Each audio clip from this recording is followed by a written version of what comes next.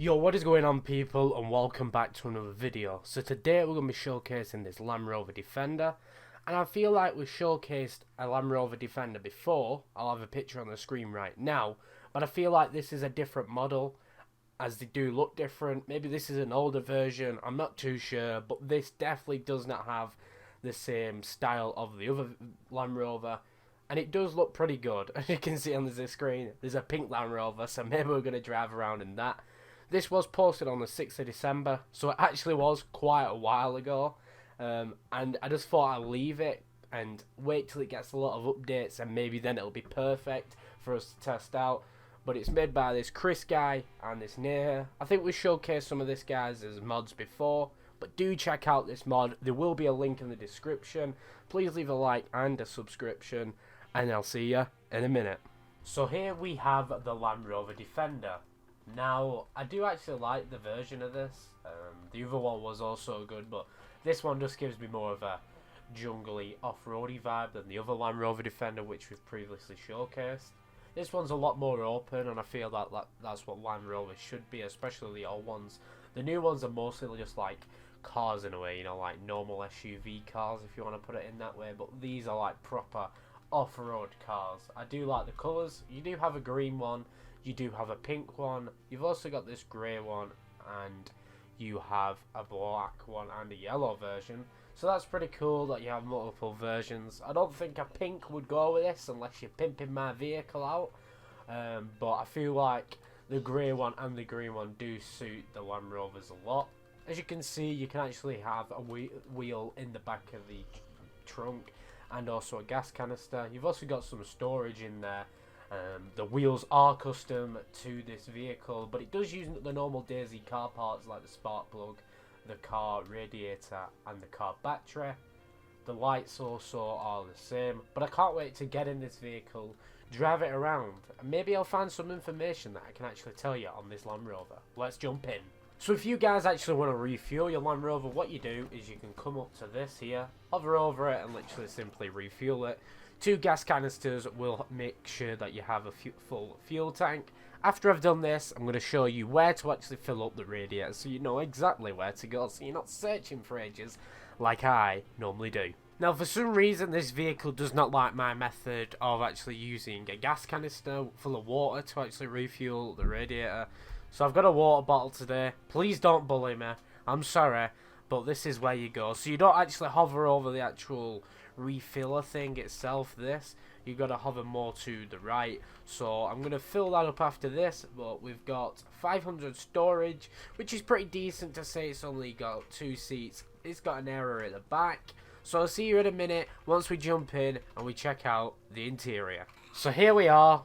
We're in the interior now, and I do like how close we are actually to the front. I don't know, I've got something about vehicles where I like being able to actually see the front of the car, so you know that you're not actually going to hit anything. But this is a speedometer here. It's in kilometers per hour, so that's actually good. We'll check out if that does match up with the one in DayZ.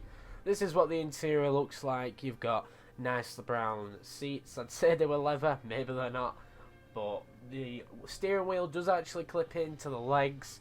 I suppose that's going to be an issue if you actually got your character so far up front. You can't really see the feet movement that too much, you know, where it is on the pedals, so that's fine. We're going to start up the vehicle now. So it's got the normal DayZ start engine, just like they all do, but does it have a custom sound? No, it doesn't. It uses, I think it's a Navid car engine. It's one of them. Please let me know in the comments. You guys probably know more than me, but I just think it's the normal DayZ engine. It's definitely not a custom one. If you are curious of what third person looks like, this is what it does look like if you are going to be driving around in third person. So the back does clip off a bit. You can't actually see, you know, like the ground behind your vehicle. But this doesn't matter. You can still drive around like this. But I'll see you in a minute when we get to the airfield and we go from 0 to 100. Are you guys ready? We are going to blast it down this airfield. 3, 2, 1. Here we go. So 20.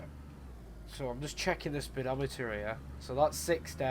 It's a bit behind. It's got a delay on it, but it's close enough, you know what I mean? It's got somewhat of a delay. See, it's 800, but we're not actually at 100 straight away. But we're at 100. That's how fast that thing can get to 100. You'll have a timer on the screen right now, but we're going to actually see how fast this thing can go altogether. Now this says 160. I think it's probably going to go past 160, but let's find out. It's going to be going down this airfield. It does have pretty fast acceleration, and the handling's pretty alright from what I've seen. 160, no, it is struggling. The speedometer is pretty right. 165 we got up to, so I reckon this thing can get up to 190 and then it'll be like blowing up. But that's that. The handling is pretty good from when I'm turning around. As you can see from the pictures, this is what it looks like when I'm actually driving around. I like what the guy's done. As you can see, the bag clips through the Land Rover, but he's made it so it goes into the wheel, so you can't really notice it. But I am going to drive around this, around some town or city or small village, and we're going to see how good it does on the roads of Chinaris. So this vehicle does have a broken model. As you know, when you crash with the normal DayZ vehicles, the windscreen actually breaks. Now with some vehicles, the modded ones, this doesn't happen, but these guys have actually made it so the windshield actually breaks, so that's pretty cool. But let's just drive it around this nice town. I don't know what it's called, but obviously it's going to be a nice town nevertheless. I don't think I can really drive in first person, as I'm looking at quite a few broken things here. But let's do a few turn-ins down here so you can get to feel the handling. I turned perfectly fine then. Let's do a UE. As you can see here, turning pretty fine. I want to turn that way, that way, that way. It's responding to me straight away, so that is pretty good with this actual vehicle. Let's test out the acceleration on the road. It's mostly the same as on the airfield from what I can feel. Let's drive around these corners. As you can see, the handling does get a bit harder when you are going, you know, somewhat of a big speed, but that's fine. We are going to test out some off-roading. You'd think that the Land Rover would actually be good at that. I feel like though it does need some more suspension in it, as when you do go over little hills from what I've been testing, it does actually not like that. It just feels like it's ramming straight into them.